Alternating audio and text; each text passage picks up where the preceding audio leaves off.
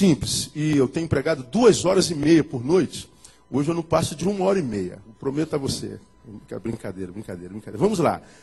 Mateus capítulo 26. Mateus capítulo 26.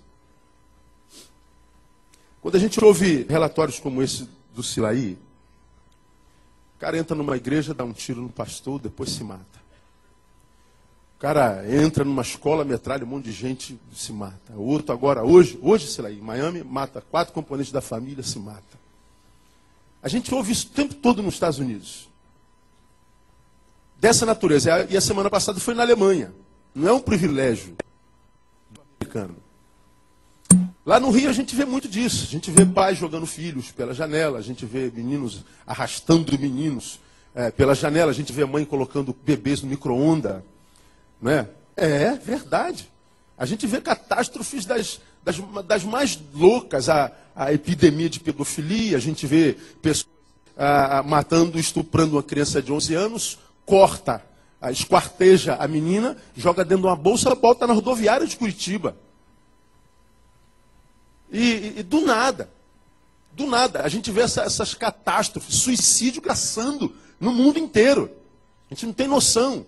Né? Há uma organização no mundo que tem trabalhado para que se não divulgue a quantidade de suicídios que acontece no mundo, porque ouvir falar de suicídio incentiva o desejo de suicídio nos suicidas. Ouvir que tem tanta gente se matando faz com que, caso eu tenha vontade de me matar, tal vontade aumente. Gera em mim força para me matar. Então, há organizações no mundo pedindo para que a quantidade de suicídios que acontece no planeta não sejam divulgados. E a gente quase não ouve falar em suicídio. Não é porque suicídios não estejam acontecendo. É porque estão trabalhando para não divulgar, para não incentivar. Olha que coisa, isso é estado de vida que um ser humano vive.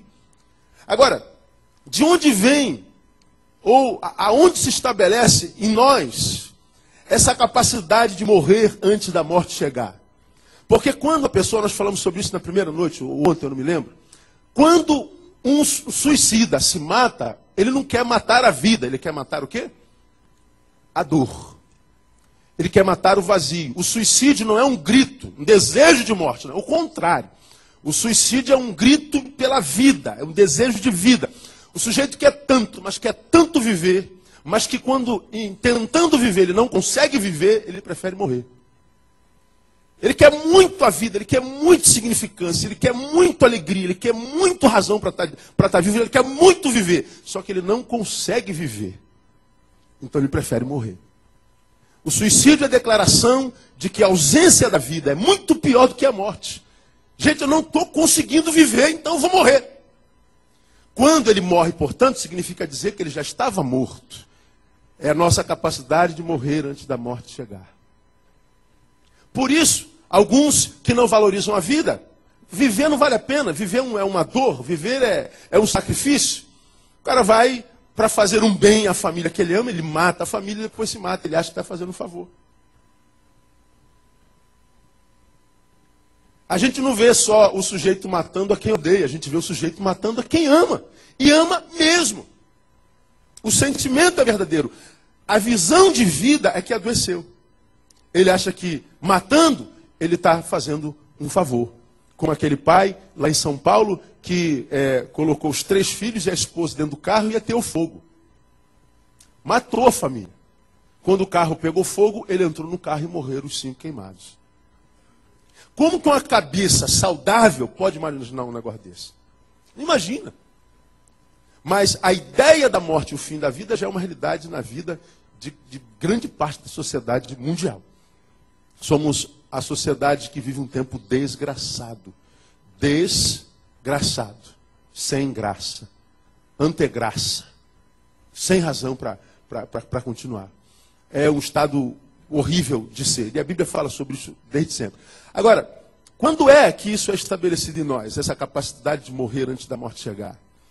É a nossa incapacidade de lidar com os problemas do dia a dia. A gente não consegue resolver os nossos problemas e a gente vai vivendo um processo de acúmulo, de problemas não resolvidos, de adversidades não tratadas, de traumas que a gente vai maquiando e jogando, a gente imagina para o subconsciente, ou imagina que foi para o inconsciente, ou então se está no inconsciente ou no subconsciente, a gente imagina que ele já não esteja lá, porque se eu não estou sentindo, então não está lá. Bobagem. Ontem eu dei uma prova cabal para vocês, quando eu disse que a gente aprende pela repetição. A gente estava conversando lá no jantar ontem. Eu fiz vocês cantarem músicas que vocês não cantam há 20 e tantos anos. Né? O Big Mac, lembra? Do Big Mac, a Poupança Bamerindos continua numa boa. Aí lá começamos a lembrar um monte de outras músicas. Cadê o irmãozinho que fez o aniversário ontem? Como é o nome dele? Manel. Qual foi a música que você falou, Manel? Casa dos Pernambucanos. Canta um pedacinho pra gente aí, Manel. Só para lembrar. E aí, vermelho, tá da cor da camisa dele. Não adianta bater, que eu não deixo você entrar. As casas pernambucanas. Tá vendo aí? Desde a encarnação passada que a gente não canta essas músicas. Todavia, elas estão lá. Estão lá. O Big Mac, né, pão com gergelim, aquela coisa toda, a Poupança Bamerindos continua na boa, só se for onde que está na boa a Poupança Bamerindos. Nós cantamos essas músicas que nós não cantamos há décadas. Só que quando a gente toca nesse saber essa música é um saber, a gente toca nesse saber que a gente imagina que já não sabe mais, portanto a gente imagina que já não esteja dentro da gente, a gente percebe que o saber aflora. Estão lá. E a gente imagina que lá não estão porque nós não temos consciência, lembrança dele. Agora, se por alguma razão da vida a gente toca nisso, esse saber vem, aflora e mostra, estou plenamente vivo e ativo dentro de você. Esses saberes podem não ser saberes, podem ser sentimentos. Você imagina que uma dor que você viveu há 20 anos atrás, não sente mais nada, você não tem informação dela, mas quando por alguma razão, alguma coisa toca nessa dor, naquele trauma, naquela adversidade, naquele sentimento, esse sentimento aflora e adoece a nossa vida. E a gente adoece hoje, imagina assim, puxa, tu soube, o cara deu um tiro na cabeça do outro ali no ônibus, só porque ele pisou num dedinho dele, cara, como é que pode? Não. O dedinho fez com que ele trouxesse à tona algumas dores que ele vem vivendo há 10, 20, 30 anos, e o dedinho foi o desencadeador de uma bomba que havia dentro dele, que ele não sabia que dentro dele havia, que fez com que ele matasse alguém. O dedinho não tem nada a ver com isso. É o acúmulo. Se você se eu pegar o meu dedo e ficar aqui, ó, eu não estou sentindo nada.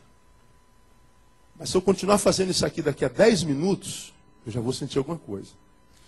Se passar mais 50 minutos, 1 hora eu ficar aqui, é possível que no final desse culto eu já não consiga nem mexer o meu dedo de tanta dor. O que hoje não significa nada, o que agora não significa nada, daqui a 1 hora pode significar tudo. Tudo. Então nós estamos vivendo num tempo de péssimas informações. Um tempo onde a gente não ouve coisa boa, não tem notícia boa. Nós só temos notícias ruins. Hoje, quando o carteiro... Eu não tem carteiro aqui? Tem.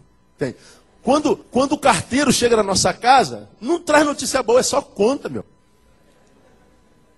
A gente vê carteiro, a gente tem síndrome de carteiro, porque só traz má notícia.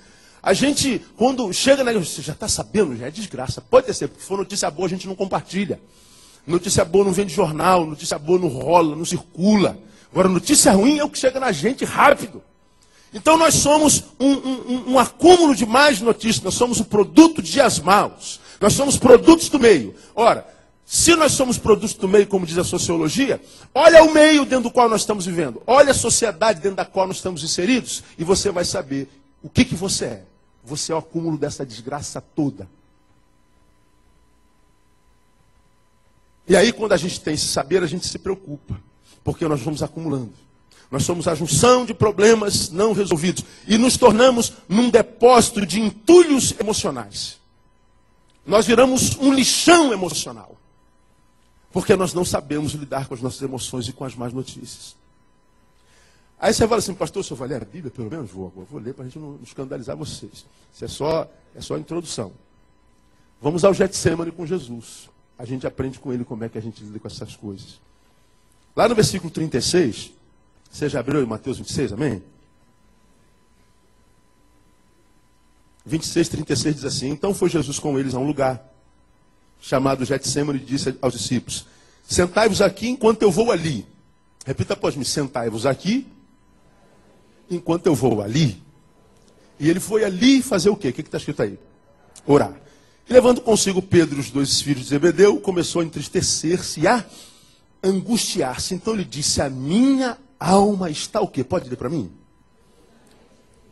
Profundamente triste. Na minha versão, a minha alma está triste até a morte. Ficai aqui e vigiai comigo.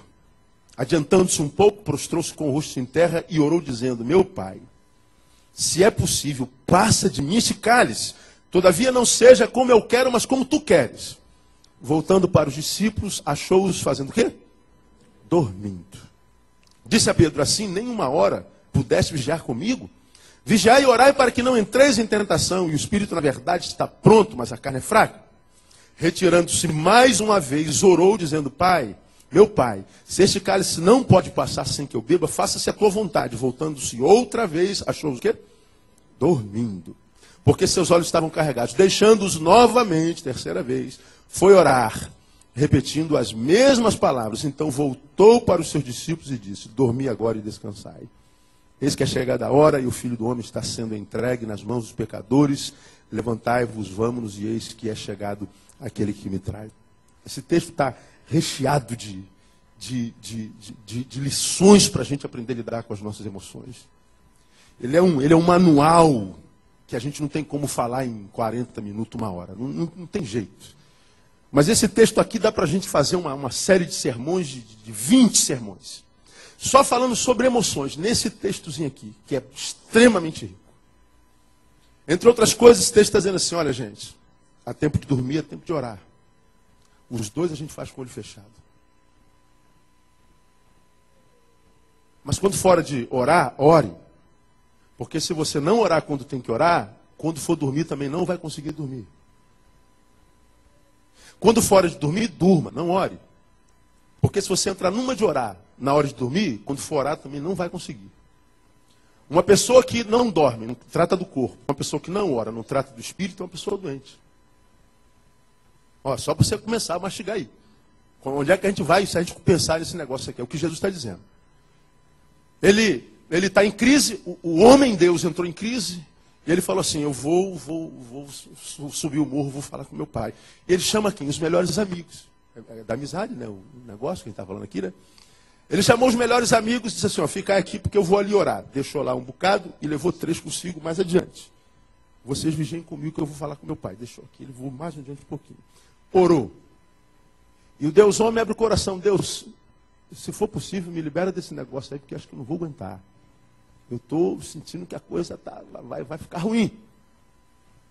Mas seja feita a tua vontade. Ele volta, os caras estão babando. Você não puder vigiar comigo 1 hora, cara. Você tem que aprender a orar. Tem que vigiar. Tem que orar. Para que vocês não entrem em tentação. Jesus volta a segunda vez, ora. Volta para saber se eles tinham aprendido. Encontra eles fazendo o quê? Babando de novo. Eu falei: meu Deus. Vocês não aprendem. E Jesus volta para lá para a terceira vez. Ora a terceira vez. Quando volta, ele diz assim: agora é hora de dormir. Durmam. Eu não estava lá, e a Bíblia não diz, mas eu garanto que eles não conseguiram dormir. Porque eles tiveram de descer o monte. Depois leia o restante do capítulo que você vai entender porque que eu estou dizendo isso. Jesus, quando registra um episódio como esse, ele está dizendo que nós precisamos aprender a lidar com todo que nós somos, porque nós não somos um punhado de carne, ossos, e músculos e pele, mas nós também não somos um fantasma que só tem um espírito ou uma alma. Nós somos a junção de ambos. Porque se a gente separa o espírito e a alma do corpo, a gente vive uma dicotomia. Uma alma é um espírito sem corpo, é um fantasma. Um corpo sem espírito é um defunto. Você não é um defunto, nem é um espírito. Você é a junção de ambos. Para quem é dicotômico, é a junção dos 3, corpo, alma e espírito, para quem é tricotômico. Então, não tem como eu ir para a academia toda manhã, malhar o meu corpo, ficar bonito, forte, e não malhar a minha alma, meu espírito. Eu vou ser um doente bonito. Mas eu não tenho como me transformar num fanático, viver na igreja de segunda a segunda, nos cultos de 8, 10, 12, 14, 16, 18 e 20, em todas as campanhas e jejuns e não tratar do meu corpo. Eu vou ser um fantasma feio.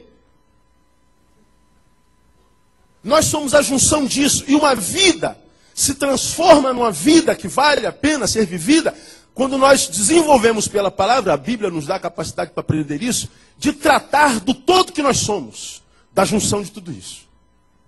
E Jesus nos ensina de uma forma tremenda aqui, e eu quero compartilhar com você, porque esse texto revela a humanidade de Deus. Eu falei na primeira noite, para mim o lado mais lindo da divindade é a sua humanidade. Por que eu amo Jesus? Porque ele teve capacidade e coragem de ser humano até ao limite da sua capacidade. Ele foi todo humano, ele foi humano todo. Viveu todos os sintomas da humanidade. Por isso eu acredito que ele tem como entender cada uma das nossas crises. Ele tem como entender quando a gente entra em depressão, quando a gente tem vontade de morrer, quando a gente tem vontade de chutar o balde, quando a gente acorda, todo dia que a gente acorda, quando a gente não está bem, a gente acorda, tem um balde lá na nossa frente escrito assim, ó, chute-me. Diga que você nunca tem vontade de chutar balde. Balde, quem estiver na frente do balde também a gente tem vontade de chutar. Essa semana, um casal abençoado da minha igreja, motociclista, se converteu com o trabalho do Pregadores do Caminho, que é o Ministério de Motociclismo da nossa igreja. A mulher deixou um bilhete, tem uma família linda, uma filha acabou de se formar em Direito, outro menino, cabeção, menino bom, uma família muito abastada. Deixou uma carta e falou assim, ó, estou indo embora, não quero mais saber de cuidar de família, de cuidar de filhos, eu estou cansada, eu vou viver a minha vida e eu não quero mais saber de ninguém. Deixou uma carta assim, botou meia dúzia de roupa numa bolsa e vazou, sumiu.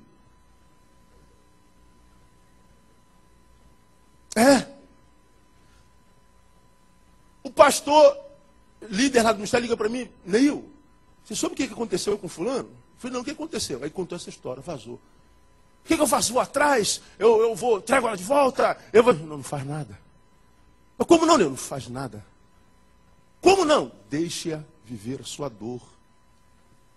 Essa mulher está em crise.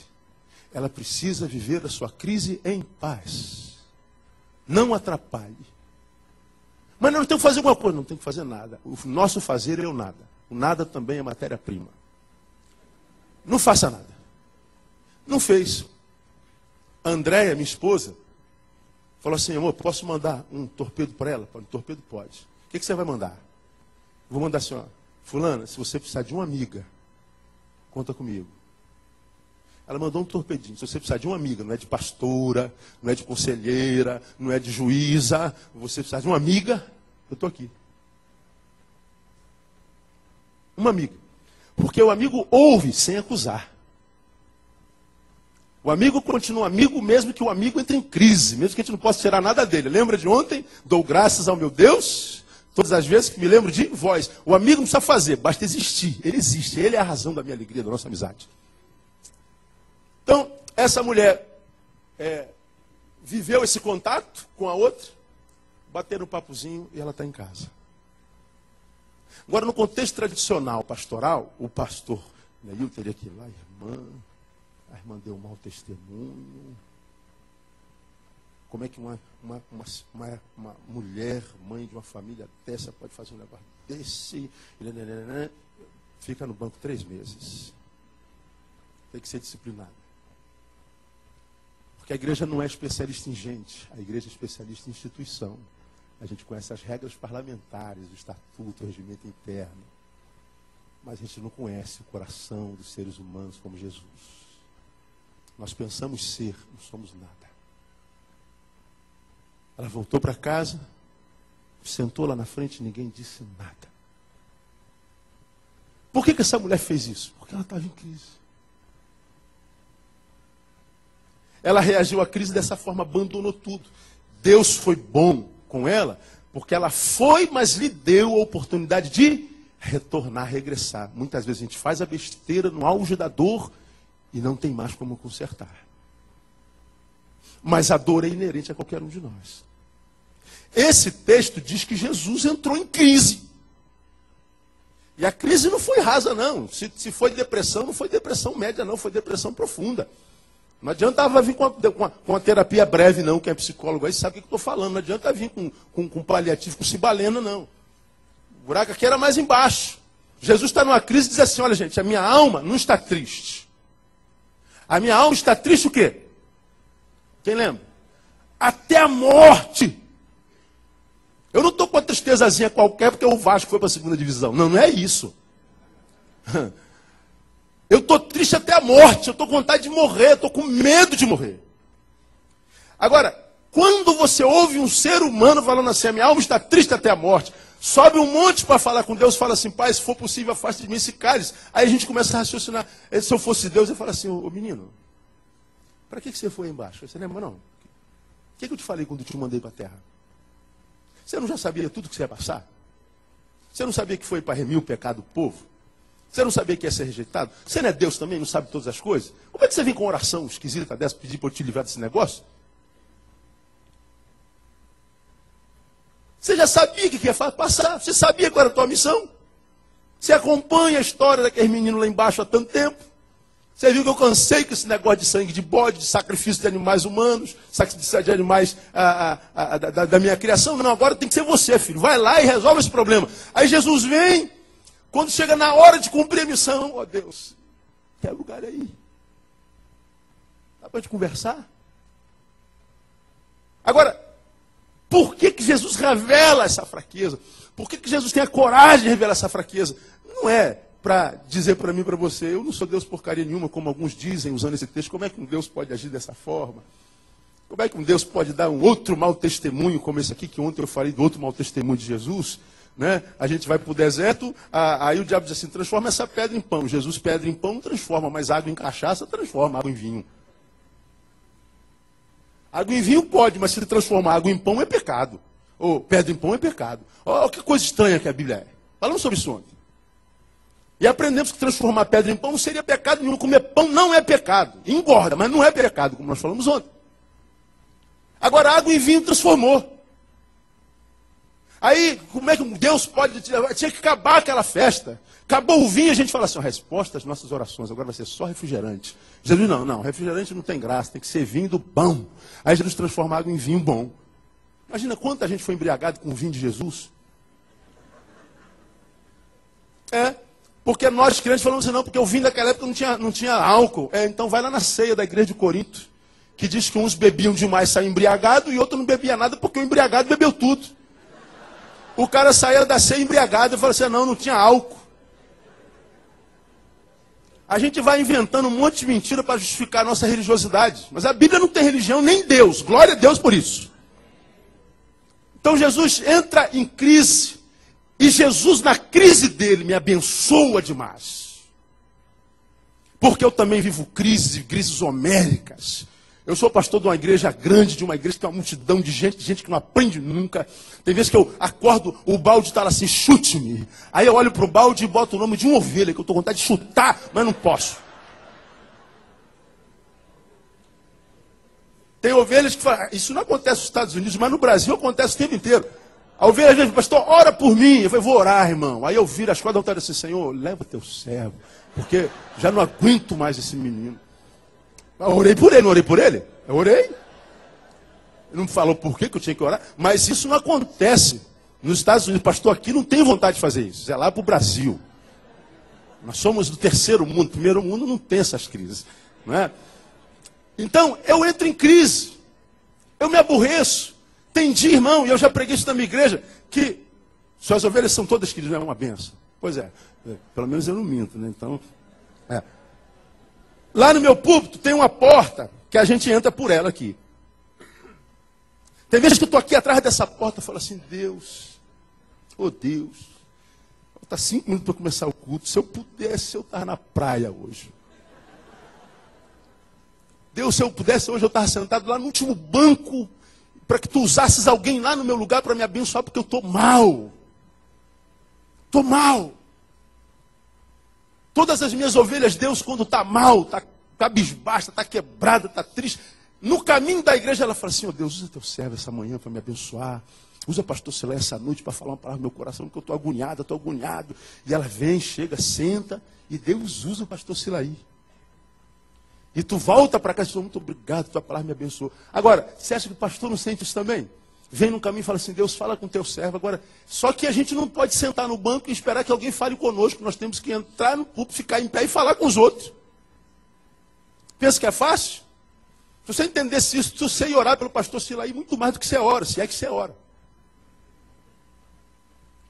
A gente não tem direito. Então a gente tem crise. Quando eu olho para o meu Deus, para o meu Senhor, e vejo que ele foi um homem que, embora Deus entrou na crise que entrou, triste até a morte, então eu descubro que eu também posso me entristecer, eu posso tentar ser tentado a me demover da minha missão. Eu sou alguém que também fico decepcionado com amigos, porque ele se decepcionou. Eu sou alguém que tem toda a sorte da adversidade, e eu vivo a minha crise em paz, porque eu sei que Deus não entra em crise com a minha crise. Quem entra em crise com a minha crise são os homens. Então eu vivo a minha crise, e vivo minha crise sem culpa. Porque eu sei que o meu Deus não entra em crise com a minha crise. Porque na maioria dos seres humanos com os quais eu tenho me relacionado, ele entra em crise e, porque é crente, sente culpa por estar em crise.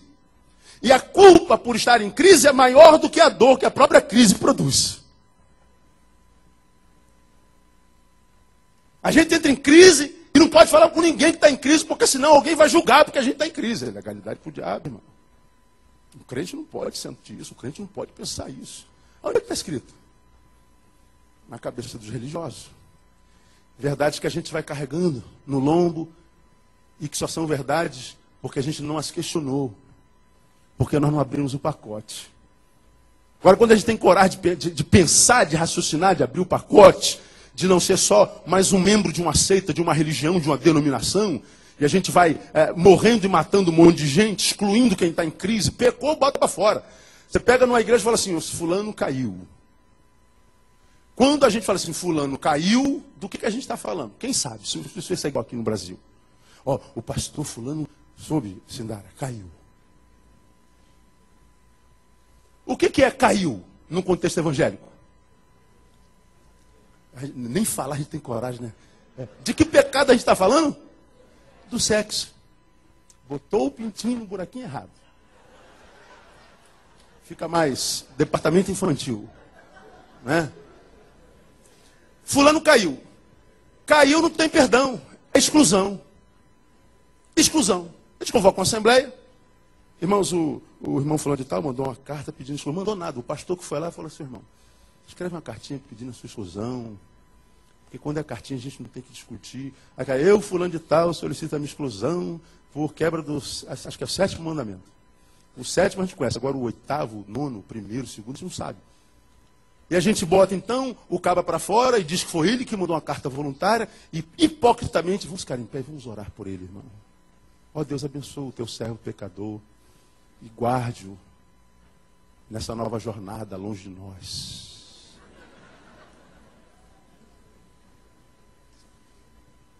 E os que votaram ou acataram a sua exclusão, tem um monte de gente em pecado também. Tem um monte de gente adulterando, fornicando. Porque a queda no evangelho não é só botar o pintinho no buraquinho errado. Quando eu falo mal da Sindara, eu caí. E não é só isso não. Se eu podia abençoar o Davi e não abençoei, quem sabe fazer o bem e não faz, peca. E mais, o adultério não é botar o pintinho no buraquinho errado, é sentir vontade de. Não precisa botar. Desejou a mulher, desejou o homem, no seu coração já pecou. Digam para mim, quem aqui não é adúltero? Diga, irmão Santarrão.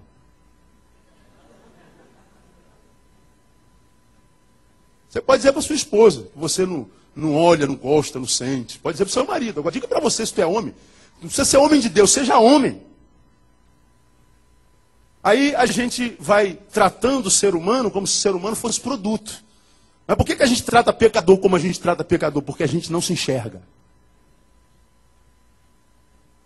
Porque a gente não tem coragem de olhar no espelho.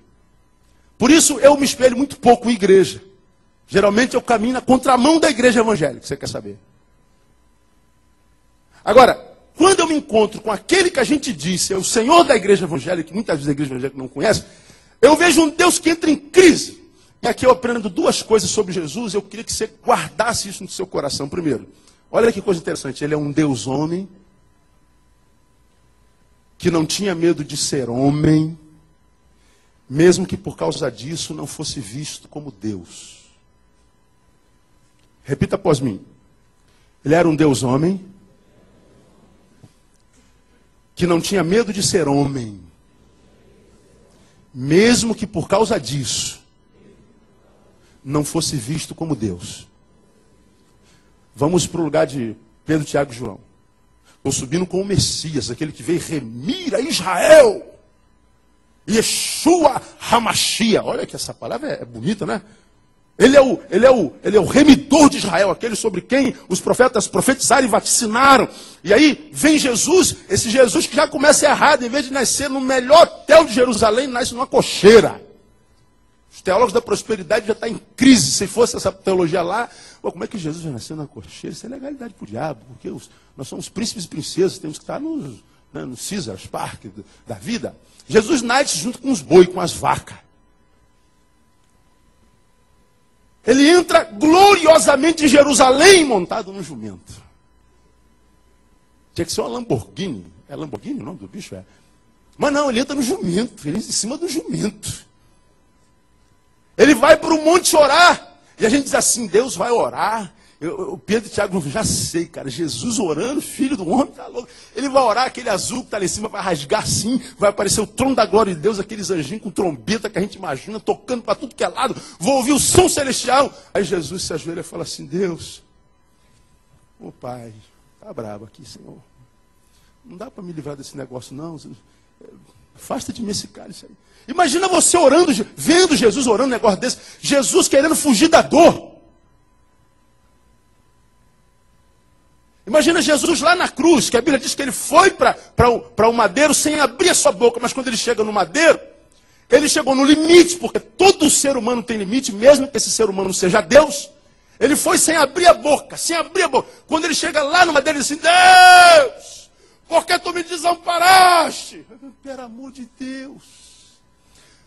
Da onde Jesus tirou isso? Imagina se sou eu e você lá no pé da cruz. Ô Jesus, que mau testemunho é esse, cara? Como é que você pode falar um negócio desse que Deus te abandonou? Como é que esse pessoal vai acreditar que tu és Deus?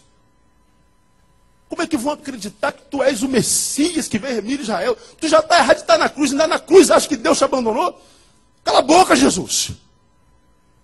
Mas você vê que Jesus não teve medo de ser homem. E homem entra em crise, homem vive sua dor. Homem se decepciona, homem perde fé. Homem tem vontade de morrer, homem tem casamento acabado, homem entra em crise, homem tem dúvida de quem é, homem questiona todas as coisas quando a dor aperta, e Jesus não teve medo de ser homem. E não teve de ser homem, medo de ser homem, mesmo que por causa disso não fosse visto como Deus. Porque ao revelar a sua fraqueza, ele poderia ser mal interpretado pelos apóstolos, pelos discípulos. Não é que somos Deus? Aí ele diz assim, não me interessa o que vocês vão pensar ou deixar de pensar. É o que eu estou sentindo e eu vou ser honesto com as minhas emoções. Não estou preocupado com o que vocês pensam de mim. Eu vou continuar sendo o que eu sou. Homem. Jesus não teve medo de mostrar sua fraqueza. Por que ele não entrou em depressão, completamente ficou morto nela? Porque ele viveu as emoções que ele tinha naquele instante. Agora, por que a gente adoece, como eu disse na introdução desse sermão? A gente se transforma num depósito de entulhos emocionais. Problemas não resolvidos. Como é que está? Como é que você está, Davi? Oh, reinando em vida, em vitória. Está nada. Podia dizer pelo menos, mais ou menos, sou, não é? More or less. É isso mesmo? Mas não. I'm fine. Muito bem, estou reinando em vida, aleluia, estou melhor do que o medo de conversa fiada, você está mal, você podia pelo menos calar a boca, você mentiu. Ô irmão, você está sumido, não, pastor, estou trabalhando muito, cheio de problema, estou muito ocupado, nada, eu estou desanimado, eu estou descrendo daquilo lá, estou com dificuldade de crer na Bíblia. Agora, a gente tem coragem de ser homem, a gente vê um monte de homem de Deus. Na Bíblia, fulano é um homem de Deus. Fulano é a mulher de Deus. Fulano é um homem de Deus. Pode ser um homem de Deus, mas não é homem. Porque o homem, ele vive o que está vivendo naquele instante. Por que você acha que essa fraqueza, essa derrota de Jesus está aqui na Bíblia? Está aqui porque Jesus, quando veio à Terra, veio para quê? Ora, o ser humano não conseguiu entender a vontade de Deus pela palavra. Então o homem, quando foge da vontade de Deus, ele deixa de ser gente como Deus quer que a gente seja gente. E o homem passou a ser gente da forma errada. Ao ponto de sermos comparados a uma pizza. Lembra da pizza da mulher no primeiro tempo? Vivemos o processo de coisificação do ser humano. Amamos coisas e usamos pessoas. Deus olha e diz, você está tudo errado, essa gente não sabe ser gente. Meu filho, você vai ter que ir lá, se tornar gente, para que aquela gente adoecida que não sabe mais ser gente, olhe para você encarnado, transformado em gente, e olhando para você, saiba como gente tem que ser. Jesus veio para ser o protótipo de humanidade na vida de qualquer um de nós. Olhando para Jesus, a gente tem que aprender a ser gente como gente tem que ser. Jesus veio nos ensinar a ser gente. Só que a gente olha para Jesus e só olha para a deidade dele, só olha para a divindade dele. E Jesus diz assim, não, eu coloquei isso na palavra para que vocês aprendessem a lidar com as suas emoções, porque suas emoções podem ser a grande prisão da alma de vocês. Ele foi um Deus homem que não teve medo de ser homem, mesmo por causa disso não fosse visto como Deus. Agora, nós somos homens, mas que desejosos de sermos vistos como Deus, nem homens conseguimos ser. Se Jesus mostrou a sua fraqueza sem medo da opinião pública, por que a gente não mostra? Por que a gente senta aqui, ó, todo mundo com cara de rico, todo mundo com cara de abençoado? Não existe mais cabelo duro, já viu? Todo mundo bonito. Mesmo que seja alisado no fogo, né? A santa chapinha, né? Estava conversando lá dentro com as meninas lá. São os cabelos mentirosos, a verdade é a água. Se chover, toda a verdade será revelada. Não é verdade? Não tem mais gente feia. Nós vivemos o tempo da falência da feiura. Nunca tivemos uma geração tão bonita, nunca tivemos uma geração tão desgraçada, tão vazia, tão pobre existencialmente falando. Já que não temos nada dentro, investamos no que temos fora. E a gente investe no que é fora, e a maior indústria do planeta hoje é a estética, perde só para a pornográfica. Tira a sexualidade, a pornografia, a estética é a indústria mais rica do planeta. Do planeta. Por que a gente investe fora? Porque dentro é uma porcaria. De modo que quando eu invisto fora, eu maqueio o que eu sou. Olhem para a minha aparência, que aí você não vai conseguir ver a minha essência. Só que Deus não se relaciona com a nossa aparência, Deus se relaciona com a nossa essência. Você aprendeu aqui alguns anos atrás, quando eu vim aqui, que Deus não se relaciona com esse ser que nós somos quando estamos na coletividade. Deus se relaciona com aquele ser que nós somos quando não tem ninguém olhando para nós. É aquele ser que você é quando você está sozinho, quando você acorda. Quando você está sozinho com seus pensamentos, com as suas dores. Aquela mulher que você é quando seu marido foi trabalhar, você está sozinho, os filhos estão na escola.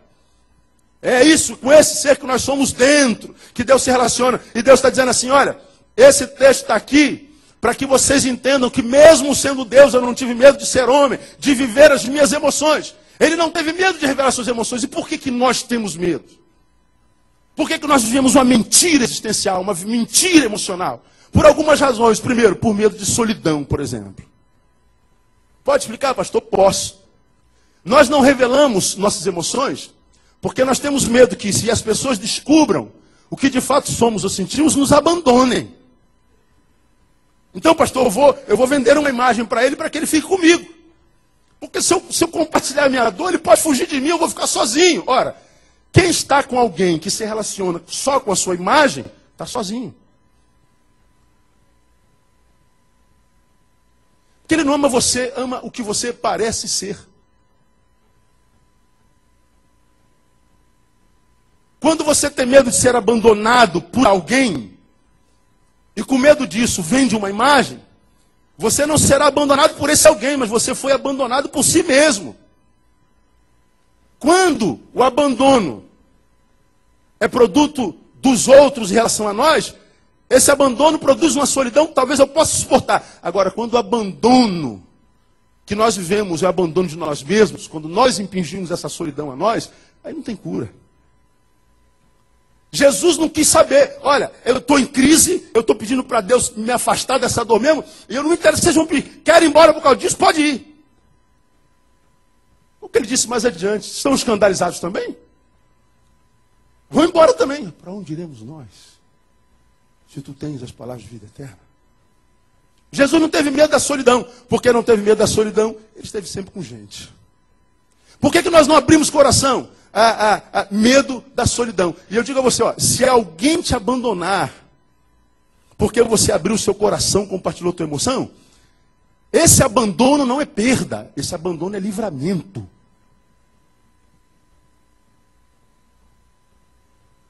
Pastor, todos me abandonaram. Você não foi abandonado, você foi liberto. Deus te libertou de consumidores. É Deus limpando, Deus purificando para poder encher com gente que vale a pena. Porque a Bíblia diz que convém que nós nos imitemos uns aos outros. Amados, nós temos que aprender a passar pelo deserto. Já ouviram isso em algum lugar? Já? Não tem como fugir do deserto. Agora, quando a gente passa pelo deserto, transforma o deserto em escola. Quando a gente sai do deserto, a gente vê a vida de uma forma diferente. A gente não vai ver gente mais como consumidores, nem como objeto de prazer. A gente vai ver gente como gente é. E quando a gente vê gente como gente é, a gente acha gente que vale a pena se relacionar. Porque senão a relação é só evangélica. E a relação evangélica, Deus me livre e guarde. A gente só não tem coragem de falar. Medo de solidão. Uma outra razão pela qual nós não revelamos, medo de decepcionar os outros. Ou seja, que os outros se entristeçam com a nossa tristeza. A gente não quer entristecer o outro, pastor. A gente vive a nossa dor sozinho. Pois é. Aí eu digo assim, se tal tristeza no outro não for fruto da solidariedade com a tua dor, pelo amor de Deus, entristeça-o. Se essa tristeza for decepção com a tua dor, entristeça-o e perca-o. Porque quem não valoriza as tuas lágrimas, irmãos, não valoriza o que há de mais essencial na tua vida. Quem não valoriza a tua dor, não valoriza de fato o que você é. Essas pessoas não merecem a tua lágrima. Porque não valoriza o teu sentimento. Quem não valoriza o teu sentimento, não valoriza as tuas joias. Como é que a gente sabe? A Bíblia diz assim, palavra de Jesus, não lanceis pérolas a quem mesmo? Hein? Quem? Aos porcos. Não lanceis pérolas aos porcos. Porcos não valorizam a pérola. Quando você fala da tua alma, do teu sentimento, você está falando do que você é, não do que você parece ser. Não é aquele diálogo, olha, eu botei botox aqui, olha aqui. Olha, eu botei botox na boca. Aí a boca fica... Aquela boca, a gente sabe como é que fica a boca de botox. Menino, eu botei prótese nos glúteos. Botei prótese no céu. É o papo dessa geração. Não estou condenando ninguém. O glúteo é teu, você bota se você quiser lá, não é? É o diálogo. E a gente está falando do que a gente tem, não do que a gente é. Então, a gente pode fazer piada, a gente pode zombar, a gente pode criticar, a gente pode fazer... Agora, quando você fala da tua dor, da tua alma, quando você fala das tuas emoções, das tuas dores, nisso não cabe piada. Porque você está falando da tua essência. Quem não valoriza a tua essência, não valoriza a joia que você é. E quem não valoriza a joia que você é porco. E a gente sabe quem é porco e quem não é, à medida da proporção com a qual ele se relaciona com joias. O valor que ele dá às joias. Se ele não valoriza a tua joia, ele é porco. Portanto, se você foi zombado por ele, abandonado por ele, acha que ele se decepcionou com você, você se livrou de um porco. Pô, pastor, pegar pesado, hein, pastor? Pastor, sei lá, e onde é que o senhor achou esse cara, meu Deus do céu? Nunca mais trazer ele aqui, pelo amor de Deus. Porque senão ele vai me chamar de porco muitas vezes.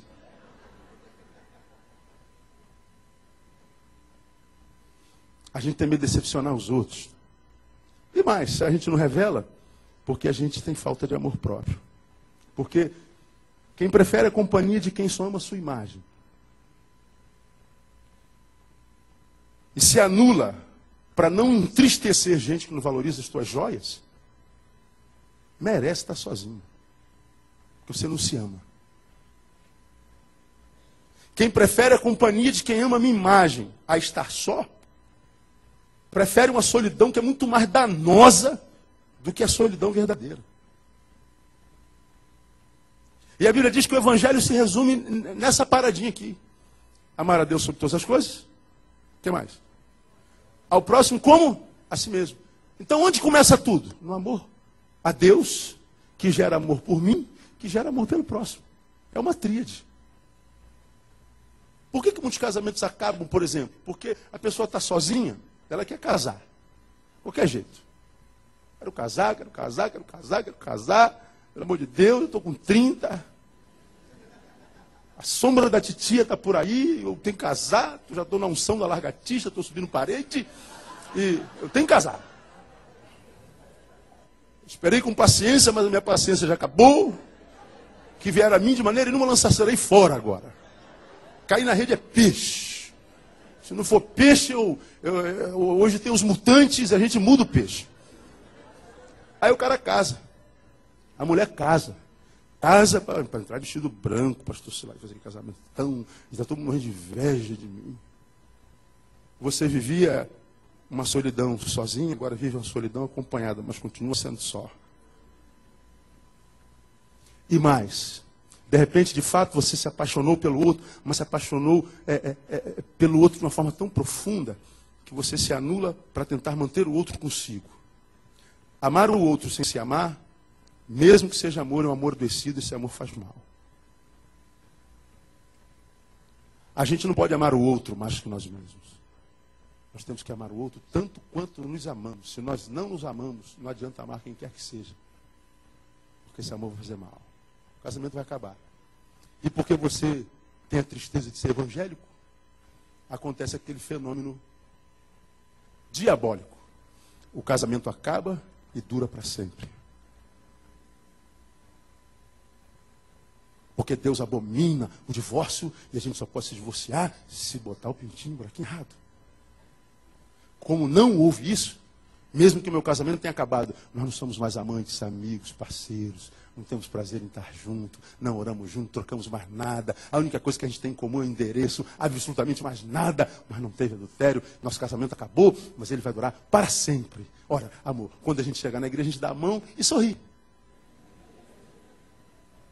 Oh, que casamento bonito. Vocês sabem que não são. Porque Deus abomina o divórcio. É verdade, Deus abomina o divórcio, mas permitiu. Por que Deus permite uma coisa que ele abomina? Porque existe uma coisa que ele abomina mais ainda. O que ele abomina mais que um casamento do que um divórcio de verdade? Um casamento de mentira. E a gente vai vivendo uma mentira emocional, uma mentira existencial, uma mentira de toda sorte. Por quê? Porque a gente simplesmente não se ama e tudo começa no amor próprio. Jesus tinha amor próprio. Deus, meu Pai, eu sou Deus. Mas lembra que eu sou um Deus esvaziado. Porque a tua palavra diz que ele esvaziou-se a si mesmo para se transformar à semelhança do Neil. Então, como eu sou Neil, um Deus esvaziado, eu sou João, sou Maria, sou Kátia, sou seja o que for. Então eu estou dizendo, enquanto Kátia, enquanto Neil, eu estou dizendo, se for possível, afasta. Mas vão pensar mal de você, o problema é deles. Eu vou continuar honesto com as minhas emoções, porque eu sei que tu não podes habitar numa vida mentirosa. E eu sei que tu não entra em crise com a minha crise. Deixa eu falar para você, irmão. Testemunho do pastor Silai aqui sobre o que está acontecendo nos Estados Unidos, o que está acontecendo no mundo, esse estado degradante de ser, é produto do ser humano que não tem tratado das suas emoções, como as suas emoções precisam ser tratadas, mentem para si, transformam-se, como falei ontem, num satã de si mesmo, e a gente vai se transformando num entulho, num lixão emocional. Vai chegar uma hora que a gente não vai suportar, a gente surta. Com Jesus ou sem Jesus. Ele era um Deus homem que não tinha medo de ser homem, mesmo que por causa disso não fosse visto como Deus. Eu acho que a gente precisa ser homem, que é homem de verdade, que deve perder o desejo de parecer ser Deus, não tendo problema, e lidar com o nosso problema, como um problema tem que ser lidado, para que a gente possa ser um homem que vale a pena ser. Porque senão a gente vai ser só uma imagenzinha bonita. E a felicidade na nossa vida só existirá nos olhos dos outros. Como os outros não têm nada a ver com a nossa vida, quando a gente mais sente dor na alma, Jesus está me ensinando, nem os amigos adiantam. Jesus subiu com um grupo, mais adiante chamou os 3, e veio mais adiante, porque eu quero viver a minha duma, não quero viver sozinho. Mas embora tivesse com a companhia dos seus melhores amigos, ele viveu a dor dele sozinho, porque os amigos estavam babando. Ora, quando você está com a sua companheira fiel, a insônia, e a dor agrava-se, você sabe que a dor sempre se agrava na madrugada. Quando é que o dente dói? Já viu o dente doer meio-dia? O dente só dói de madrugada. Já viu o ouvido doer 2 horas da tarde? Não dói, o ouvido dói de madrugada. As dores se agravam na madrugada. Agora, na madrugada, quando você está com a companheira insônia, onde é que estão seus amigos? Dormindo. É nós, mano. É nós. Vou terminar. Um Deus homem que não tinha medo de ser homem, mesmo que por causa disso não fosse visto como Deus. Mas Jesus era mais. Era um homem Deus, que mesmo sendo Deus, enquanto homem, quis ser homem sem comunhão com o Pai. Vou repetir. Repita comigo. Ele foi um homem Deus, que mesmo sendo Deus, enquanto homem, quis ser homem sem comunhão com o Pai. Porque Jesus era Deus, mas enquanto homem, ele falou assim, eu preciso orar. Ora, o cara já era Deus, vai orar para quê, meu? Ah, porque ele era homem, sim, mas não deixou de ser Deus, deixou? Não.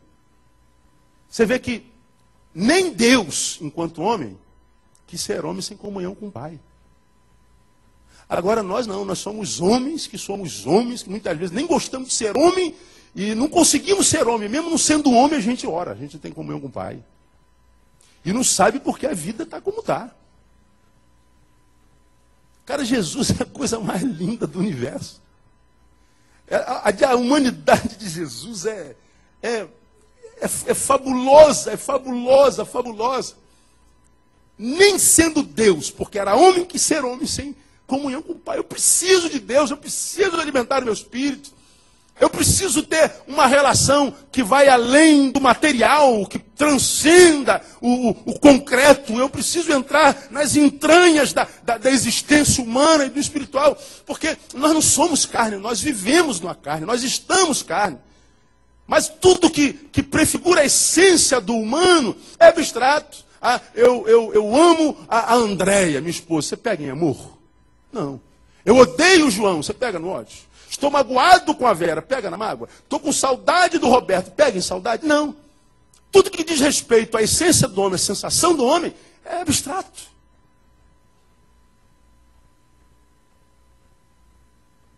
Transcende a carne.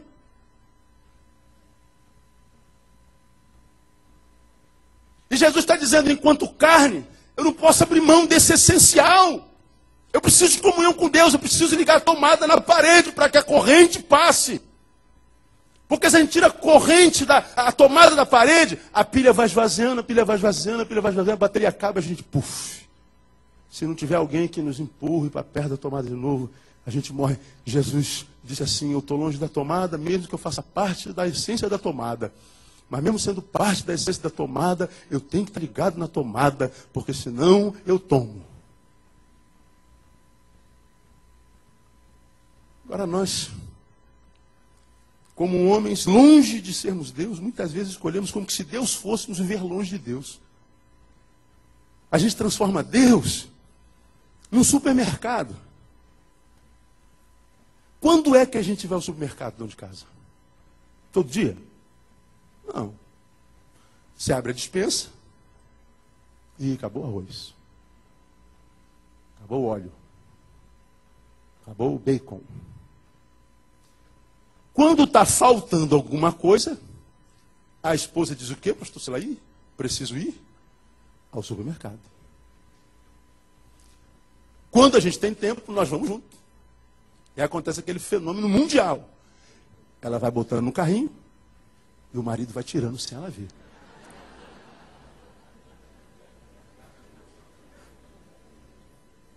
Fala, Jeová. Fala, Jeová. Agora, por que a gente foi no mercado? Porque faltou em casa. A gente faz a mesma coisa com Deus. Só se lembra de Deus quando é para pedir. A gente só se lembra de Deus quando a despensa esvazia. O ateu pede oração quando ele está no buraco. Ah, mas isso é um fenômeno do não crente, conversa fiada. O crente é pior. Porque a gente diz que ora, mas não ora. Nós transformamos a oração em sinônimo de petição. Já falei sobre isso aqui, se eu não me engano. Vamos orar com o irmão João. Nosso Deus, nosso Pai, louvado seja o teu nome. Muito obrigado por essa manhã. Deus, quero te pedir que abençoe o irmão o Douglas. Deus, abençoa esse culto, abençoa o pastor Neil. Deus, abençoa o problema da irmã Joana. Deus, faça isso, faça aquilo, e propicia isso, e dá aquilo, em nome de Jesus, amém. A gente não orou, a gente pediu. Oração não é sinônimo de petição.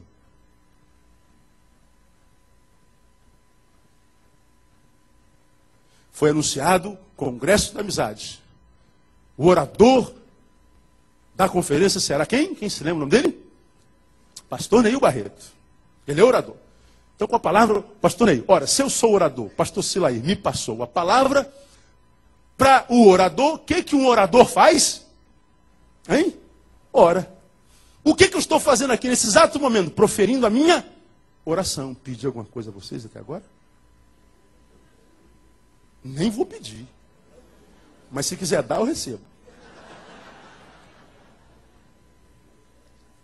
Formatura da turma de medicina, oradora da tua turma, Débora Almeida. Ó. Qual a palavra oradora da turma? A oradora abre o papelzinho lá e começa. Pede nada. Agora na igreja vamos orar com Atilano Muradas. Ó Deus, dá e dá. Em nome de Jesus, amém. Vamos para a nossa devocional, vamos para o quarto, a gente lê uma besteirinha da palavra de Deus. Aí depois ora, dá. E a gente diz assim, eu tive um momento devocional maravilhoso, falei com Deus, não, você não falou com Deus, você pediu a Deus. Agora você é pai, imagina teu filho, toda vez que teu filho for falar contigo, para pedir alguma coisa, pai, 10 aí. Volta uma semana, vai falar contigo, paizinho, 50. Volta uma semana, pai, um Nike, acabou meu, tá? Volta uma semana depois, uma camisinha do Chicago Bulls. Teu filho não lhe dirige uma palavra, não te diz nada, não curte a tua presença, a tua essência, tua existência. Toda vez que o filho abre a boca é para pedir. Muitas vezes a nossa oração ofende a Deus. Porque quando a gente vai orar, lá vem o pidão.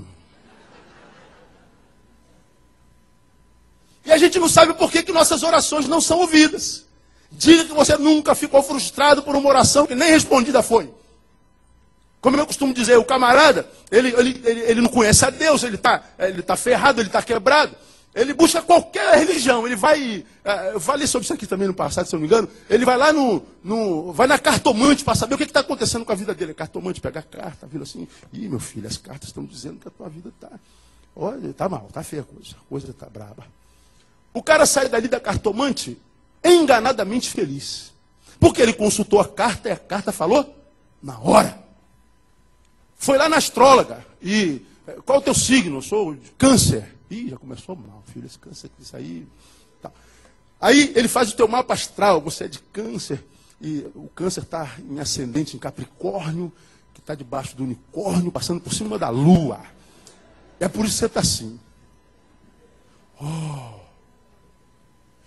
Ele sai de lá enganadamente feliz, porque ele consultou os astros falaram na hora. Vai lá no pessoal que bate a corimba lá, joga búzios. Aí o cara joga lá os búzios. Ih, misifio. Ixi, bichinho, tá feia a coisa. Ele foi lá consultar os búzios falaram na hora. E sai de lá enganadamente feliz. Agora eu e você entramos no nosso quarto e falamos com Deus. O que acontece? Pode falar. O que acontece? Eu não ouvi nada. eles saem de lá enganadamente felizes. Você sai tristemente decepcionado. Ora, ora, ora. Diga para você quantas experiências de oração nesses 50 anos de vida. E quando você ouve as da Teologia Prosperidade falando do testemunho de oração, irmãos, eu quero contar a vitória da corrente dos 1.500 pastores. Eu tinha um Fusquinha 66. Falei, Deus, Fusquinha 66 é para capeta, eu sou um príncipe do Senhor. Eu quero um Lamborghini, vamos falar do Lamborghini. Não sei nem que carro é esse, que ele falou que é bonito, eu estou usando esse nome. Irmãos, para a glória do nome de Jesus, eu cheguei com o meu Fusquinha 66 e hoje eu estou com um Lamborghini, amém, Guilherme? Há poder no nome de Jesus. Lembra que eu falei? Ele estava indo para o inferno de Fusquinha 66. Está indo para o inferno de Lamborghini. Chega mais rápido ainda no inferno. Não muda a essência. Não muda a essência. Irmãos, para agora Jesus estava morando de aluguel, agora estou morando na casa própria. Ele era um infeliz na casa que não era dele, e é um infeliz na casa que é dele. Irmãos, eu estava com uma doença e terminal, o médico me desenganou. E Jesus me curou. Ele estava indo para o inferno doente, está indo para o inferno saudável. É sempre no campo do ter, não do ser. Teologia da mulher de Jó.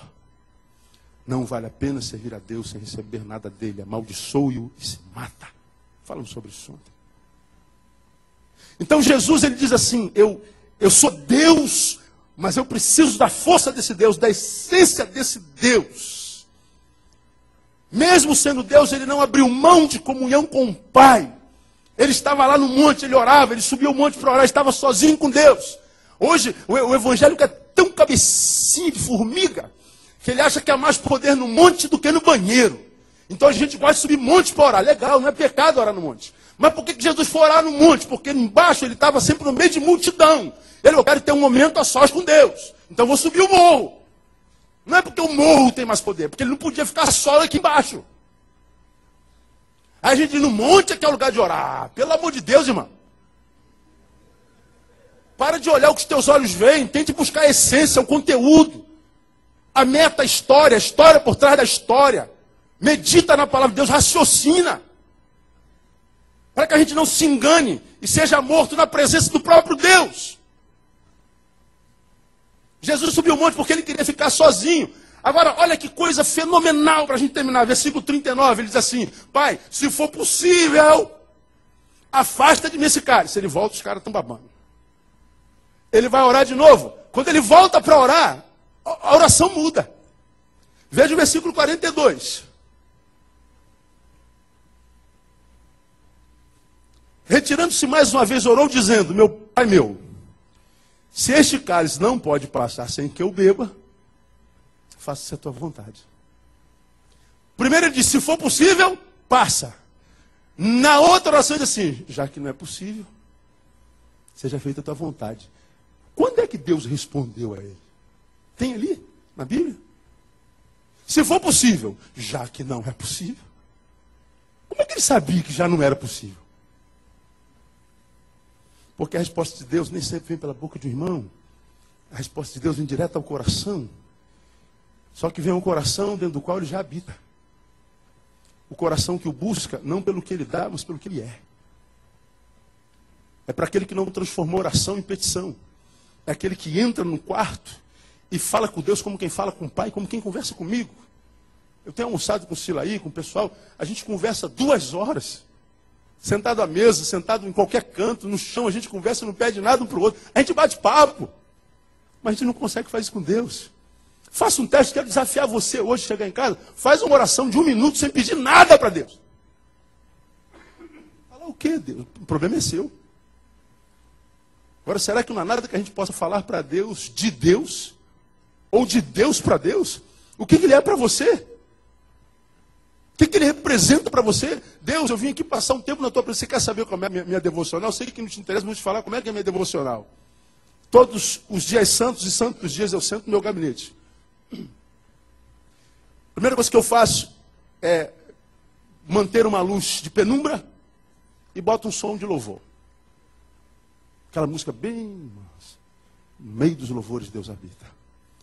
E se não habita nos louvores, esses louvores, a música atrai paz para o nosso coração. Nós somos resultados daquilo que ouvimos, como somos resultado daquilo que comemos. Você vai num baile funk,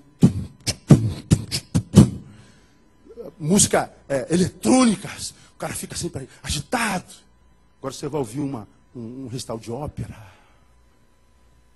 tu ouve a música passando. Porque a música mexe com as nossas emoções, e se mexe com a minha emoção, mexe com o meu comportamento. Bota aquela música, e muitas vezes, eu boto um colchonete no chão, deito, digo, Deus, eu estou aqui, e não quero te pedir nada. Se tu quiseres falar o coração do teu servo, tu tens todo o tempo que precisares. E deitado eu louvo. Tu és o meu Deus, tu és o meu Senhor, muito obrigado pela minha vida, minha família, meu ministério. Obrigado pelo sapato que eu tenho. Obrigado, Deus. Olha que coisa, Neil é doido. Outro dia eu estava orando e agradecendo a Deus por um pedaço de carne que ficou preso no meu dente. Eu não consegui tirar aquele maldito pedaço de carne. Eu falei, essa carne está endemoniada, que ela não sai, essa miserável. Sai, não sai a carne. Estava inflamando a gengiva. Neil, quantos seres humanos gostariam de ter o privilégio de ter um pedaço de carne presa no dente e nem sabe o que é isso? Por que você tem um pedacinho de carne preso no dente? Porque você comeu carne. Tem gente que come carne de rato. Tem gente que não come carne há 30 anos. Vai para o Sudão, vai para a Etiópia, vai para o Ceará, vai para o interior do Brasil. A gente tem a graça de ter um pedaço de carne presa no dente. Diz que não é chique isso. Estou falando uma besteira, pastor Silaí? Estou falando uma besteira, irmãos? Não estou. Não é verdade? E tem dente. E olha que com aquele meu problema na coluna, eu tomei tanta morfina que eu perdi uns 3. Me arrebentou. Agora, a gente tem carne presa no dente. A gente deita e não agradece a Deus porque a gente está caminhando. Olha, eu tenho 2 pernas, cara. Tenho voz. Vocês estão me ouvindo. Vocês estão sendo servidos por Deus, o manjar da sua palavra. Cheio de problema, de dor. Mas no meio da dor e do problema, Deus está te dando respostas. Como quem diz, ô, seu Mané, você acha que eu esqueci você? Você acha que eu não estou te vendo? Uma palavra que eu estou te liberando nessa manhã. Só você saber que eu estou te vendo. Mas para te abençoar, você precisa ter postura. Eu não esqueci de você não tenho amnésia. Agora eu não posso abençoar você porque você está como Pedro, me seguindo de longe. Quem me segue de longe, no final chora amargamente. Voltemos para Malaquias e ouça Deus, tornai vós para mim, e eu tornarei para vós. Deus quer intimidade, Deus não quer ser um supermercado, Deus quer ser o seu amigo. Não existe nada melhor do que ser amigo de Deus. Conhece essa música? Por favor, suba aqui, vamos cantar essa música para a gente terminar. Dá, Davi, para você ministrar. Não existe nada melhor. Grande Demar de Campos. Do que ser amigo de Deus. Agora a gente não quer ser amigo de Deus, a gente quer ser ou funcionário de Deus ou Deus de Deus. Jesus sobe e diz assim, se for possível, afasta. Mas já que não é possível, da onde ele tirou essa resposta? No caminho, no trajeto, Deus fala o seu coração. Porque a dor de Jesus, embora fosse uma dor que doesse até a morte, o que aconteceu? A dor da morte não paralisou. Ele continuou desenvolvendo o seu ministério. Amado, não permita que a sua dor impeça a obra que Deus começou na tua vida um dia. E eu queria que você guardasse essa palavra no seu coração, para que nós cumpríssemos o que a Bíblia diz, basta ao discípulo ser como o seu mestre.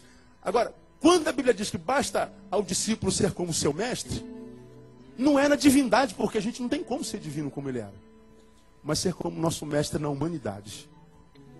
Ser como Jesus era, enquanto humano, não é bem possível a qualquer um de nós. Eu queria muito poder botar a mão nos enfermos e curar todo mundo. Eu queria muito poder transformar, multiplicar os pães. Eu ia para o Nordeste e fazer esse milagre. Ia para a Etiópia.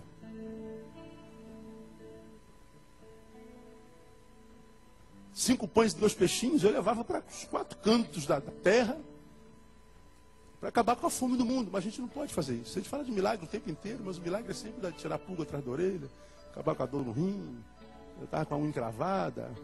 É aquilo que a gente vê na televisão que dá asco, a redução do evangelho.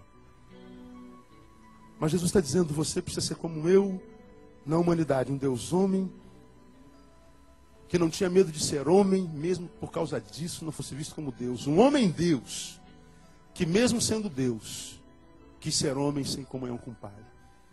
Então, amado, nós estamos vendo o que está acontecendo no mundo. Está difícil. Essa avalanche de más notícias, essa dificuldade pela qual a gente passa, financeira, emocional, violência, desgraça, morte, dor, corrupção, isso tudo vai transformando a gente num depósito de entulhos emocionais. Não tem como ser normal num tempo como esse. E as nossas doenças vão pululando, as psicoemocionais, a gente tenta buscar saber por que a gente está assim. A gente está assim porque a gente vive num tempo como esse. Mas Jesus está dizendo, se você conseguir ser o que você é no meu coração, meu filho, ainda que a maré seja de desgraça, eu vou te capacitar para remar contra a maré. Remar contra a maré é ser cheio do Espírito Santo de Deus. Porque o que a igreja ensina a ser cheio do Espírito Santo de Deus é falar língua. Xuri anda, xuri canta, xuri fala. É verdade. A gente fala a língua dos anjos, dos serafins, dos querubins, mas a gente só não consegue falar a língua do esposo, a língua do marido, a língua dos filhos. A gente não consegue mais falar a língua do patrão. E quando a gente não consegue se comunicar, o que sobra é guerra. O que adianta eu falar a língua dos anjos, não saber falar a língua da minha esposa? Falar a língua das minhas filhas adolescentes, que é um dialeto diferente do nosso. Falar a língua da minha filha de 14 anos. Todo mundo da minha casa é vascaíno, minha filha flamenguista. Eu os repreendo em nome de Jesus. É doente. E 14 anos, a mutação é tão tremenda que a gente olha assim, meu Deus, saiu de dentro da minha esposa. Foi eu? É meu esperma mesmo? Não é possível. Não é possível. Saiu de dentro da André. Não é possível, cara. Onde é que essa menina está se transformando? Nossos filhos adolescentes são mutantes. Às vezes parece que cada dia que chega eu tenho que chegar perto da Thaís e falar, muito prazer, eu sou seu pai, você lembra de mim? É uma pessoa diferente. Aí eu estou aqui na igreja falando a língua de Gabriel. Mas eu não sei falar a língua da Thaís. Gabriel, vai te catar. Porque um dia você vai me encontrar contigo de qualquer jeito, porque eu estou no caminho. Mas por enquanto, Gabriel, quero saber da Thaís, da Tamara, da Andréia. Quero saber do meu amigo Davi. Quero saber do meu amigo Isaías, do meu amigo Denilson. Eu quero ser gente como gente tem que ser. Para ser gente tem que parecer com Jesus. Coragem para viver as emoções, ser honesto. Coragem para se relacionar com Deus, não na qualidade de pidão, mas como alguém que quer ser amigo, ter intimidade, relacionamento. Vem fazer o que aqui, filho? Vim fazer nada, pai, só vim estar contigo. O verbo Deus está errado, não é fazer, é estar. Vim fazer nada, vim estar. Porque se não for para estar com Deus, o que você faz para Deus, muda pouco, muda muito não. Que a dinâmica de Deus é simplesmente essa aqui. Eu sou Deus. Silaí é Silaí. Deus fala assim com Silaí. Silaí, o que traz você à minha presença? O que você está fazendo aqui na minha presença? Ah, Deus, minha mulher está doente, minha filha está assim, meu carro bateu. Então deixa eu te falar uma coisa, Silaí. Se o que traz a minha presença não for o simples prazer de estar na minha presença, a tua presença, Silaí, na minha presença não significa nada. Ou você está na minha presença por causa do prazer de estar na minha presença, ou seja, por causa daquilo que eu sou, ou estar na minha presença é como se não estivesse. Porque quem se aproxima de Deus não pode se aproximar de Deus para tirar alguma coisa de Deus. Porque se nós somos de Deus, a gente busca primeiro a sua justiça e o reino. E quem busca a justiça e o reino, não precisa preocupar em coisas. Busca primeiro o reino de Deus e as suas justiças, e todas as outras coisas vos serão acrescentadas. A gente não corre atrás da bênção, a bênção corre atrás de nós. Todas essas bênçãos virão sobre ti e te alcançarão. Por quê? Porque você está no lugar da bênção. Onde é o lugar da bênção? Onde Deus está. E o que é mais lindo? Deus não está só na igreja domingo. Deus está lá no deserto, quando você está tentado pelo diabo. Deus está lá no teu quarto, quando você está vertendo lágrimas, bem baixinho, sem que ninguém ouça. Deus está lá naquela crise, no teu escritório, na tua fábrica. Deus está lá na rua, no carro, dirigindo, você cheio de dúvidas, de questionamento. Deus está lá. Se você estiver na presença dele, e se Deus está na tua presença, você na presença de Deus, a tua dor não vai durar para sempre. A tua dor é uma escola. E você vai amadurecer e vai ser gente como gente tem que ser. Minha oração, meu desejo é que Deus te abençoe e que seja uma realidade. Que Deus lhe dê a graça de ser humano. Porque a verdadeira espiritualidade nada mais é do que a humanidade com excelência. Espiritual não é o que vive o sobrenatural, não. Espiritual é quem vive o natural sobrenaturalmente. Espiritual é quem se transforma num humano saudável. Porque quanto mais santo, mais gente. Quanto mais santo, mais simples. Quanto mais santo, mais normal. É a espiritualidade de Jesus. Que era Messias, não parecia ser. Que era filho de Deus, não parecia ser. Que era um monte de coisa, não parecia ser. Mas era. Hoje a gente parece ser um monte de coisa e não é. Eu quero parecer com Jesus. Que Deus te dê a fome, a graça, o desejo de parecer com Jesus. Só é possível relacionando-se com Ele, não pedindo a Ele. Não existe nada melhor do que ser amigo de Deus. Vamos ficar em pé.